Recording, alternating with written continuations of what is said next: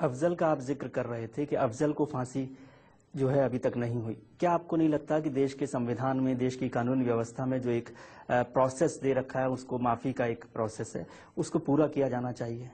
दिल्ली सरकार कभी भी सुप्रीम कोर्ट को मानती नहीं है।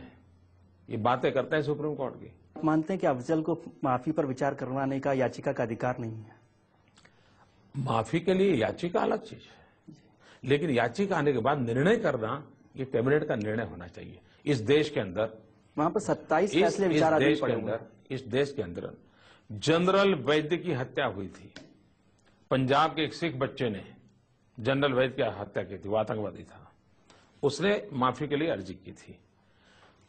15 मिनट में अर्जी के बाद मीटिंग हुई कैबिनेट की, 15 मिनट में फांसी का निर्णय हो चुका था।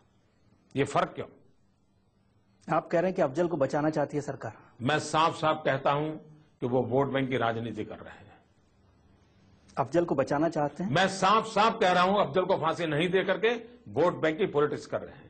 क्या इस देश के लोग चाहते हैं कि अफजल को बचा के वोट बैंक की पॉलिटिक्स होगी? मैं साफ साफ देख रहा हूं, कोई कारण नहीं है अफजल को फांसी न देने का।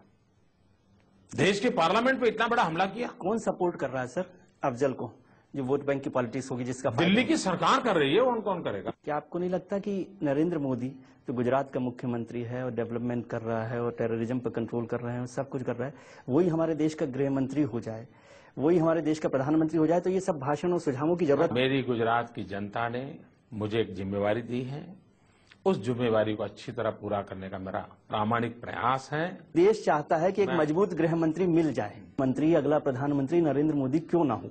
देश का अगला प्रधानमंत्री, ये वोट बैंक की पॉलिटिक्स, ये अगले कानून और ये सब चीजें खत्म हो जाएगी। अगले चुनाव में एनडीए की सरकार बनेगी, मैं साफ देख रहा हूं। श्री लाल कृष्ण आडवाणी जी देश के प्रधानमंत्री बनेंगे, ये मैं साफ देख रहा हूं। क्या मैं मानूं आपकी बात को कि यदि लाल कृष्ण आडवाणी प्रधानमंत्री बनते हैं अगली सरकार में, तो उसमें यदि लाल कृष्ण आडवाणी को एक मजबूत गृह मंत्री की जरूरत हो नरेंद्र मोदी के तौर पर, तब वो तैयार होंगे देश के लिए? मेरे देश में, मेरी पार्टी में सैकड़ों लोग हैं जो मुझसे भी अधिक सामर्थ्यवान हैं और जिसको आडवाणी जी अच्छी तरह जानते हैं। लोग कहते हैं कि दो चीजें हो सकती हैं, या तो मोदी साहब जो है जिम्मेदारी से बचना चाहते हैं, इसलिए वो केंद्र की कोई जिम्मेदारी लेने के लिए तैयार नहीं है, या मुझे गुजरात की सेवा कर, मेरी गुजरात की भक्ति के कारण, मेरे गुजरात के प्रति समर्पण के कारण, गुजरात की सेवा करने का मेरे मन में जो मैंने ठान के रखी है, उसके कारण अगर मुझ पर ये आरोप लग भी जाते हैं तो ये आरोप मेरे सर आंखों। आखिरी तौर पे पूछ रहा हूँ कि देश की अपेक्षा के लिए नरेंद्र मोदी तैयार होंगे? गुजरात की सेवा ये देश की ही सेवा है। मैं एक गरीब आदमी की भी भला करता हूं, मैं देश का ही काम करता हूं। चलिए, बहुत बहुत शुभकामनाएं आपको कि आप गुजरात के लिए काम करें और सोचें तो देश के लिए भी काम करने का विचार करें।